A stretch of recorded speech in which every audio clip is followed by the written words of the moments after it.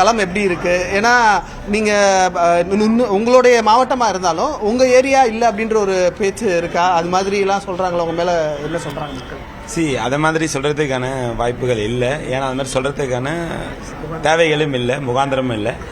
என்ன காரணம் என்று சொன்னால், கிட்டத்தட்ட நான் ஒரு 7 வருடமா மாவட்ட செயலாளராக இந்த தொகுதியும் சேர்த்து நான் பணியாற்றி கொண்டிருக்கின்றேன். எல்லா காலங்களிலும் மக்களோடு மக்களாக என் கழக நிர்வாகிகளோடு நான் பயணித்திருக்கின்றேன். அதெல்லாம் என்னை யாரும் அது மாதிரி சொல்றதுக்கு வாய்ப்பும் கிடையாது. அதுக்கான ஒரு முகாந்திரமும் இல்லாம தான் இருக்கு. களம் திமுக அண்ணா திமுகவா, இல்ல திமுக தாவேகாவா, இல்ல தாவேகா வர்சஸ் அண்ணா திமுகவா, எப்படி இருக்கு சார் களம்? எங்களுடைய கழக தலைவர் அவர் சொன்னது போல, இது டெல்லிக்கும் தமிழ்நாடுக்கும் இடையே தான் ஒரு போட்டி. அதுல தமிழ்நாடு அணி தான் நிச்சயமாக வெல்லப் போகிறது. இங்கே முன்னாள் அமைச்சர் அதிமுகல இருந்து களம் காண்றாங்க, விமன் கேண்டிடேட்.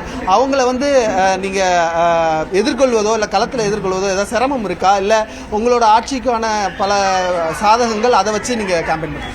சிரமம்லாம் எதுவுமே இல்லை. என்ன காரணம்னாக்கா, அவங்க ஏற்கனவே 2 தேர்தல் நின்று தொடர்ந்து தோல்விட்டு இருக்காங்க. 2வது, எதிர்கட்சியாக இருந்த காலத்தில் கூட களத்தில் நாங்கள் தான் இருந்தோம். ஏன்னா மக்கள் பிரச்சனைன்னு வந்தப்போ, அவங்க ஆளுங்கட்சியில் இருந்தப்போ, 2015 வெள்ளம் வந்தப்போ திமுக தான் களத்தில் இருந்தது, எங்கள் நிர்வாகிகள் தான் களத்தில் இருந்தாங்க. அன்னைக்கும் மக்களுடைய பிரச்சனையை தீர்ப்பதில் திராவிட முன்னேற்ற கழகத்தினுடைய தொண்டர்கள் முதன்மையாக இருந்தாங்க.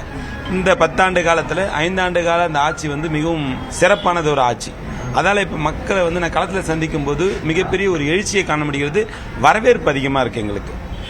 போன எலெக்ஷன்ல சென்னையை பொறுத்தவரை பார்த்தீங்கன்னா, சென்னையில் இருக்க 16 கான்ஸ்டிடியூன்ஸுமே டிஎம்கே அண்ட் அலையன்ஸ் தான் இருந்தது. இப்போ எப்படி சார் இருக்கு ஓவராலாக நீங்கள் சென்னையை பார்க்கும்போது? ஏன்னா நீங்கள் மாவட்ட செயலாளராகவும் இருக்கிறதுனால கேட்குறேன், எப்படி இருக்கு சார் சென்னையோடைய அணுகுமுறை இருக்கு? உங்கள் தொகுதியிலலாம் எப்படி இருக்கு? நீங்கள் பேசும்போதே சொல்லிட்டீங்க, சென்னை என்பது திமுகவினுடைய மிகப்பெரிய ஒரு கோட்டை. அந்த கோட்டையை யாராலும் எப்போதும் அசதி பார்க்கவே முடியாது. என்னன்னு கேட்டிங்கன்னா, 5 ஆண்டு காலத்தில் செய்திருக்கிற வளர்ச்சி பணிகள் எண்ணற்றவை, கணக்கில் அடங்காதவை. பேரிடர் காலங்களிலே சென்னை எப்படி எதிர்கொள்வது, போக்குவரத்து நெரிசலை எப்படி எதிர்கொள்வது என்று பல்வேறு திட்டங்களையும் உள்கட்டமைப்புகளையும் நம்முடைய தமிழ்நாட்டினுடைய முதலமைச்சர் அவர்கள் சிறப்பாக செயல்படுத்தியிருக்கிறார்.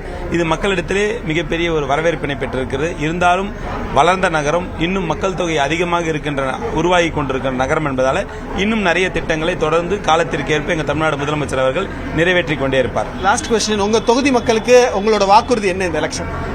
என்னோட தொகுதி மக்களுக்கு என்னோட வாக்குறுதி அப்படின்னு பார்த்தீங்கன்னாக்கா, நான் எப்பொழுதும் எல்லோரும் எளிதில் அணுகக்கூடிய ஒரு சட்டமன்ற உறுப்பினராக பணியாற்றுவேன்.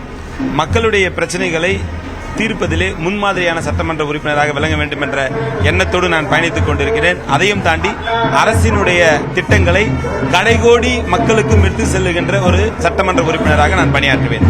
நன்றி. All the best.